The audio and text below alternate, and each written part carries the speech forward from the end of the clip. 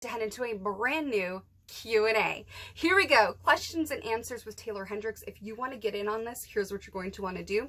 You're going to want to go to, head on over to my YouTube channel. It's on one of the sides here. We're going to go to youtube.com/@TaelerHendrix. You're going to hit the subscribe button to my YouTube channel, All Things Taeler. Scroll down to the latest Q&A video, whether it's Q&A Wednesday or weekly Q&As with Taeler Hendrix. Hit the thumbs up button to help us out in the algorithm, and comment your question in the comments below for your chance to be featured on my YouTube channel for weekly Q&As, as well as the Q&A section on my podcast Talks with Taeler Hendrix, which airs every Tuesday with russosbrand.com on Channel Attitude. All right, let's dive right on in. We've got wrestling questions, movie questions, Halloween questions, food questions, t-shirts, weird things, and so much more. So here we go. Okay, let's get these situated. Here we go. I'm still getting used to them, guys. I don't know why, because I had them for most of my life, but here we go. So the first question I wanted to immediately dive into for this week's Q&A was about Mickie James. She's one of my favorite people in the world as far as women's wrestling is concerned. I actually just had, I actually just sent her a DM on Instagram just telling her how happy I was for her versus Trinity, and some other gushy stuff about, how much I'm rooting for her, whatever. Yeah, it is what it is, So someone on my YouTube channel under the Q&As asked me, what is the Mickie James story? Because I had alluded to it last week on the Q&As for last week's episode where, someone asked me, who are some people that I've already wrestled that I would love to wrestle again? And I mentioned Mickie James and how the last time I ever wrestled with her, I alluded to that there was like an interesting story behind that. So basically, this was my last ever appearance for Impact. At the time, I had no idea. The whole day was such a cluster F, let me tell you, like with a capital F. So 2 or 3 weeks before that day, that's when I was notified that I was going to be on TV for Impact for that episode, right?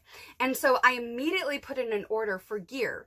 And the gear didn't start getting made until the day of at the venue. So the gear, that whole thing was, a big disaster.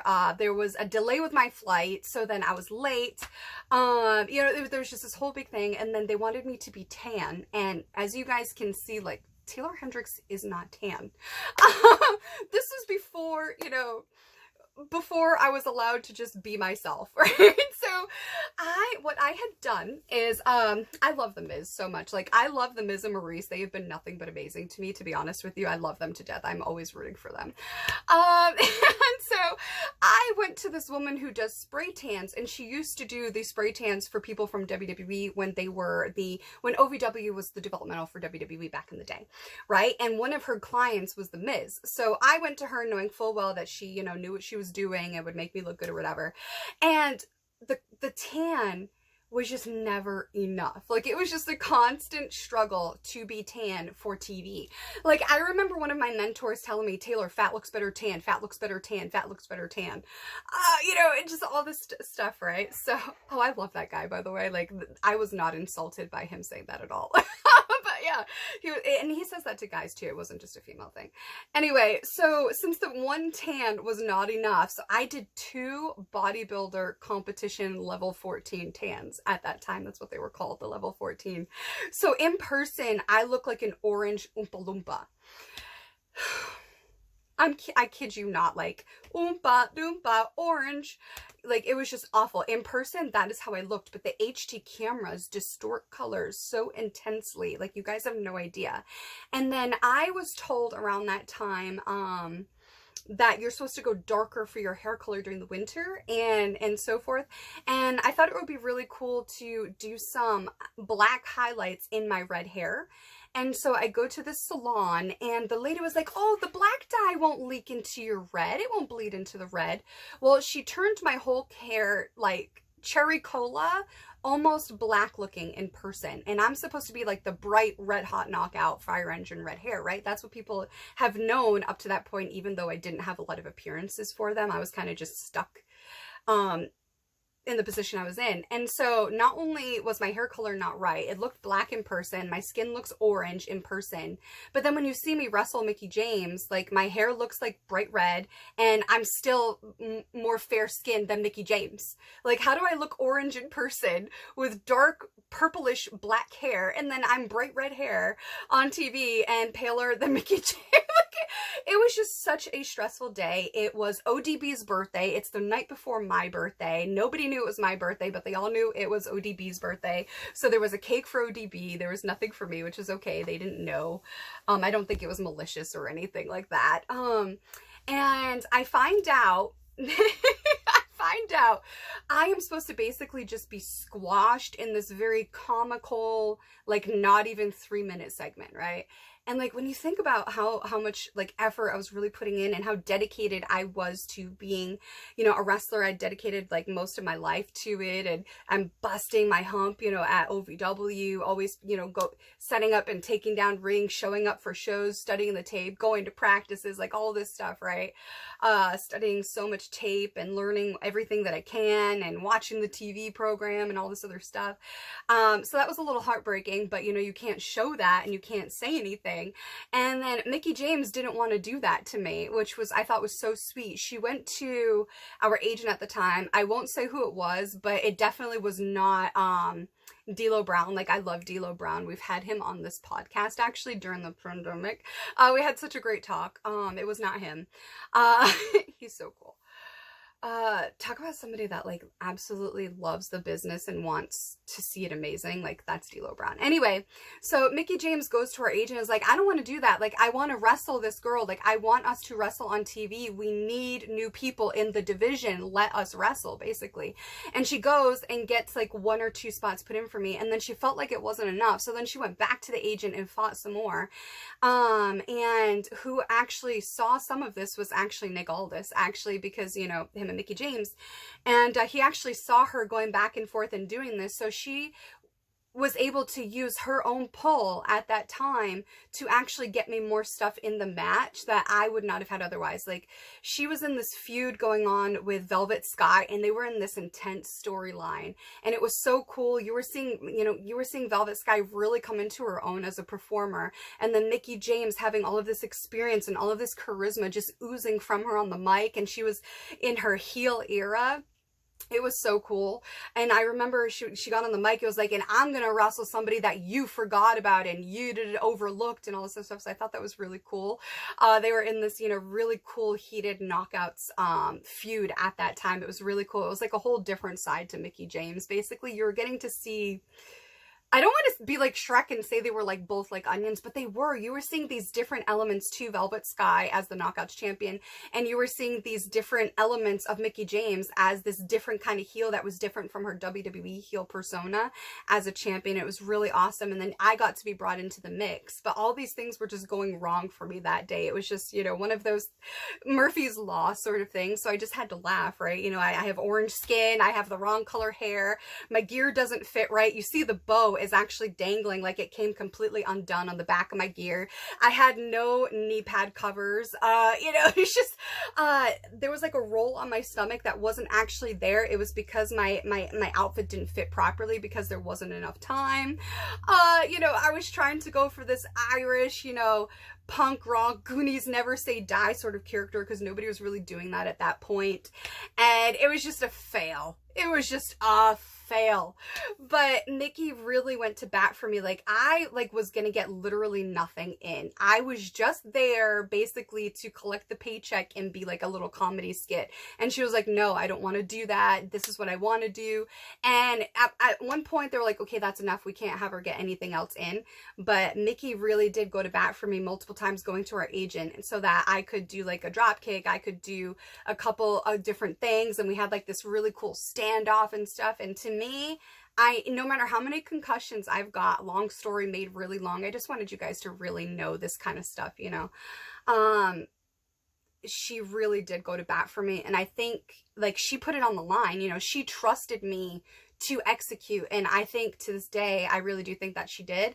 And I'll always be grateful for that experience. And I think that made me, that was a defining factor in how I wanted to be in the wrestling business, because she was embodying that, and she didn't have to, you know, that segment was supposed to be about her, but she let me have a part in it. And not everybody, even today, not everybody is like that. A lot of people are me, take, and they don't always give. And I really, really appreciated that, because it was not an easy experience. It was not an easy time. And I felt very disappointed, and I felt very unsure of myself in my own skin. And I felt like, I've always said this, but it's true. It's exactly how I felt. I felt like a little girl on a roster full of these amazing, beautiful, talented, enigmatic, mesmerizing women. And here I am just like, hi, I'm Taeler Hendrix. I'm on the revolution. Like, I didn't know my butt from my elbow, basically, you know, that saying, you know, I didn't really know about makeup. I didn't really know about so many things. I was so sheltered and innocent and didn't really understand a lot of the situations for a very long time. And I will always be grateful for that experience with her. And I mean, she only had like one critique for me throughout that whole thing, and it was basically that I sold 2 different moves the exact same way, and I kind of needed to add different elements to the selling, which I immediately did. I started taking different types of sells from Trish Stratus, from Mickie James, from Victoria, and from Jazz specifically, and I added those in my own way, and I kind of mixed them with a little bit of like Sherry Martel meets Velvet McIntyre, who were, you know, some big inspirations for me personally. And I morphed all of those different aspects from all of those different women into my Taeler Hendrix selling, my Taeler Hendrix persona, my mannerisms and all that. And a lot of that stemmed from that exact television experience. I will never forget it. And what's crazy is, like, I woke up, I went to bed that night with so many people from around the world making fun of me and body shaming me and stuff. And then all throughout my birthday, the very next day, it was, again, like people making fun of me, body shaming me, accusing me of having no talent, none of this, none of that. And it's like, it's so crazy because you have Mickie James, who's done so much, and she was so positive and honest and nice, but then you have the IWC, you know, the internet wrestling community just tearing you to shreds, and other wrestlers tearing you to shreds. So then, you know, that's really difficult to navigate when you're so young and so raw and vulnerable, and you don't really understand. Like, that crushed my soul for a while. Like, it took me a long time to get over it.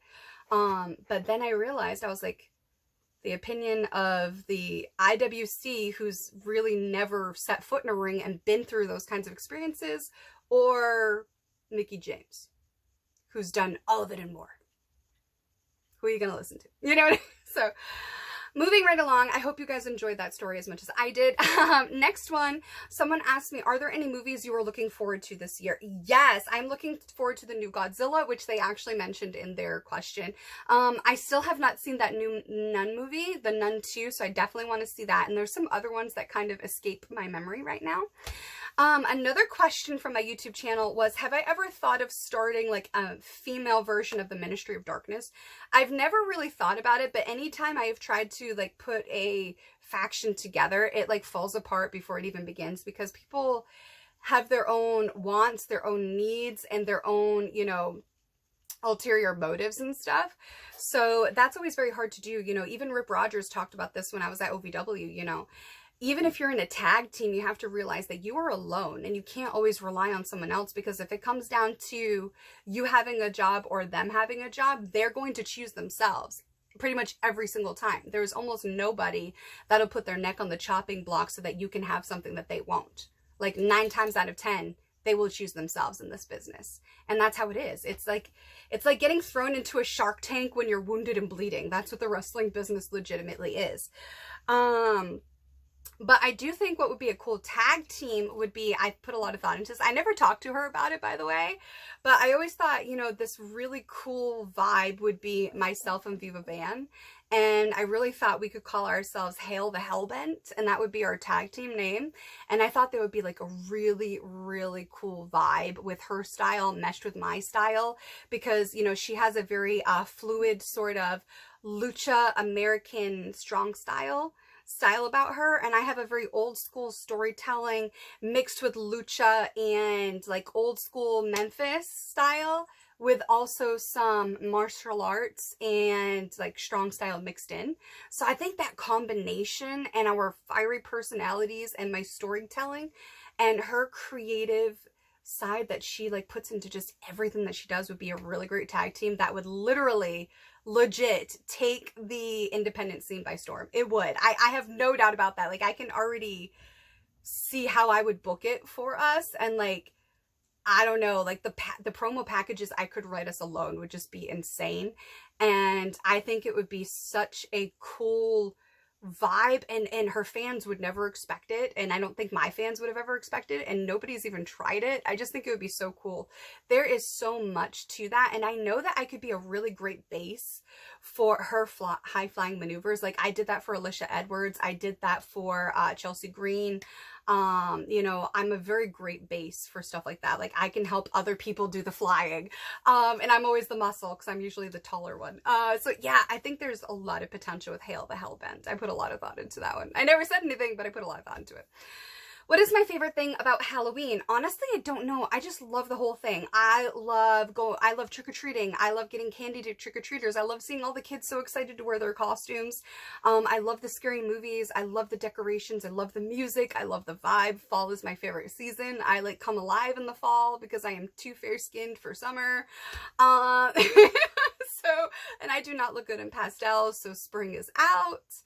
Oh man, I don't know, growing up in Massachusetts, like people from all over the world come there to see the foliage in the fall, and I don't know, there's just something about it that really speaks to my soul, like the whole fall season and Halloween and the scary movies and going to like the haunted houses and the hay rides and the spooky stories and ghost stories and stuff. I love it all.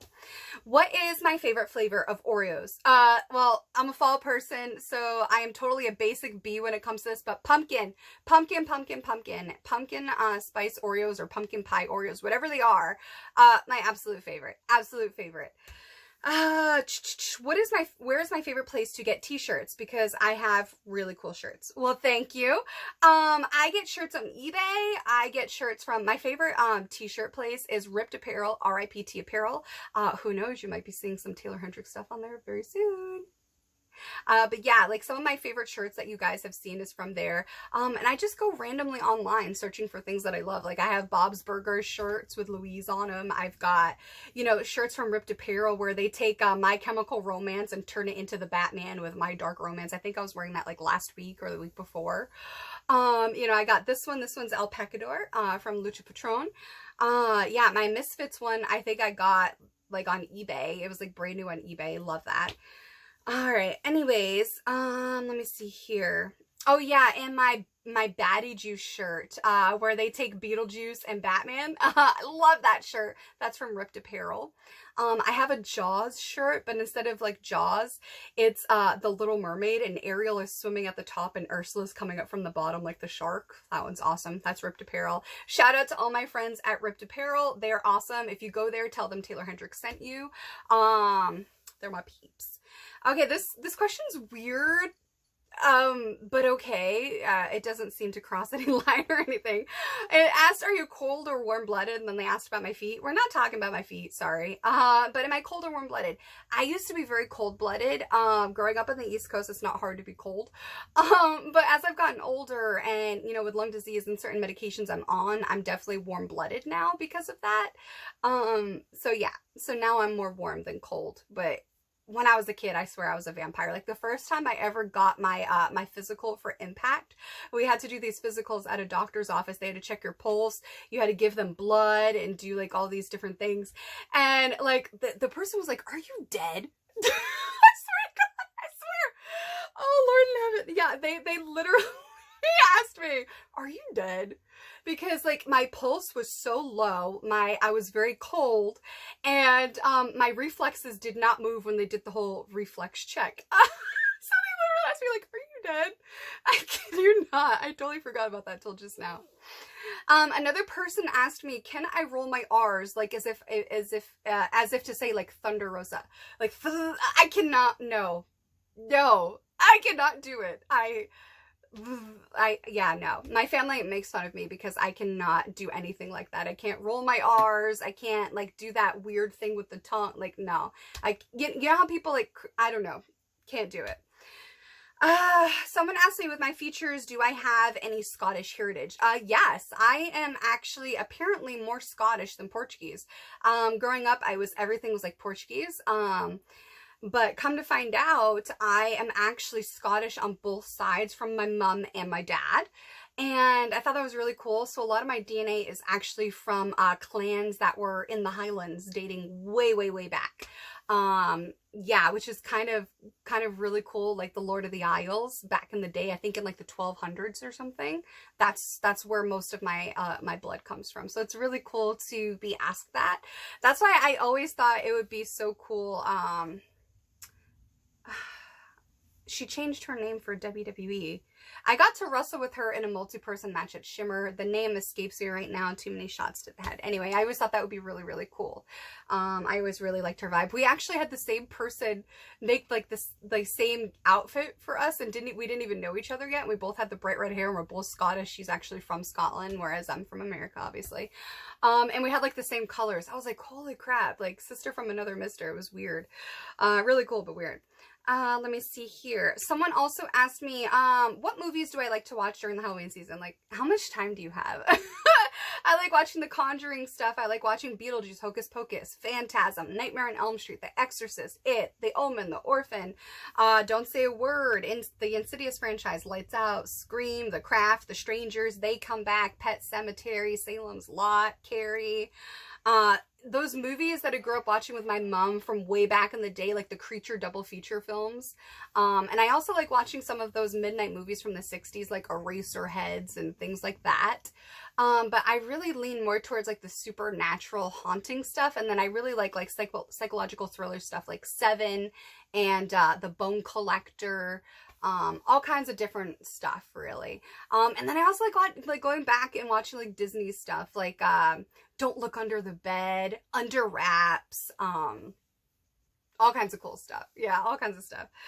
All right, there's so many more, but we got to move on because this we're already, guys, when we first did the opener for this, I already told you guys, like, we're only supposed to have 35 minutes a week, and yet my episodes are always like an hour. We're already past the 35-minute mark.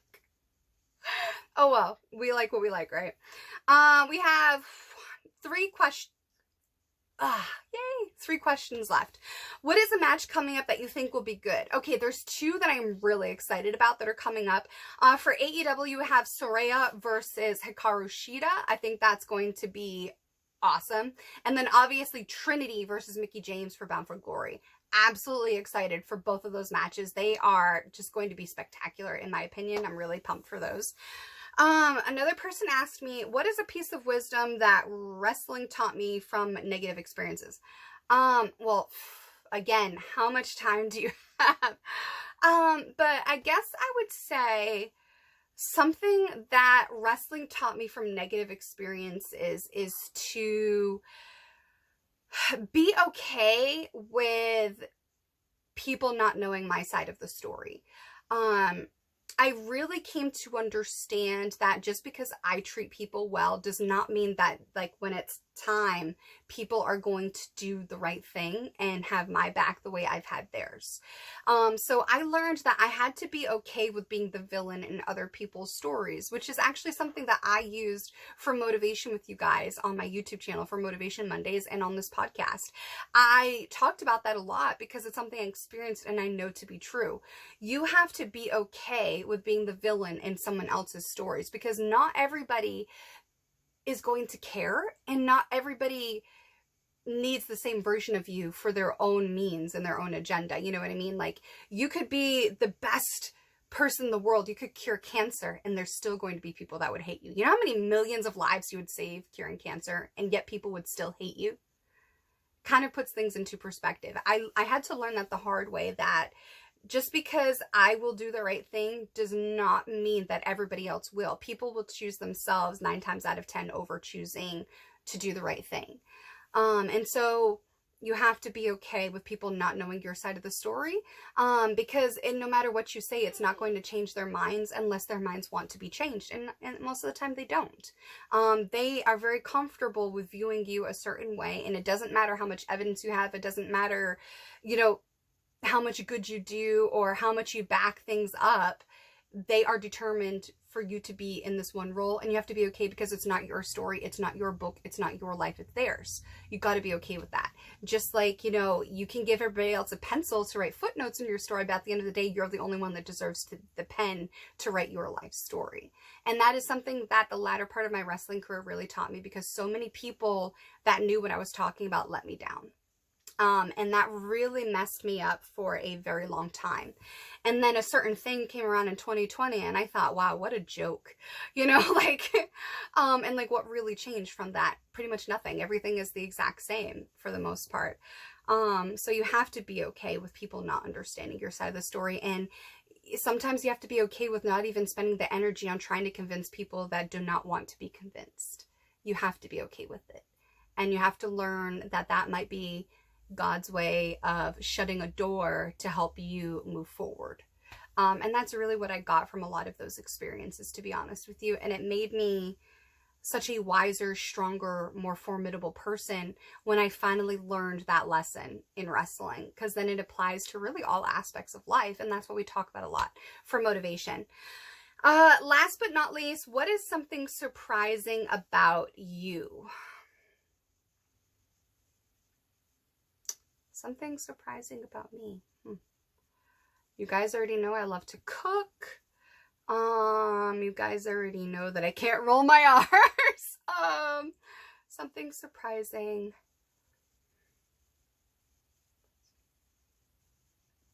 I don't know. I don't know. Okay. Let me think really quick before we go into the break and to come back for I Was Today years old. What is something surprising about me? I guess I would say something surprising about me would be the fact that just as my wrestling career was starting, it was almost ended just as fast. I almost went into the military instead of following my childhood dream of professional wrestling. When I was in high school, I took this test that ended up being the ASVAB, and I didn't even know. Like, I walked into it thinking that it was like some sort of SAT prep test, because, you know, we were having SATs that year, and I wanted to prepare because I was not a good test taker. I was always very good. I had really great grades. You know, I was in AP classes and all that, but when it came to taking tests, my mind would just go poof.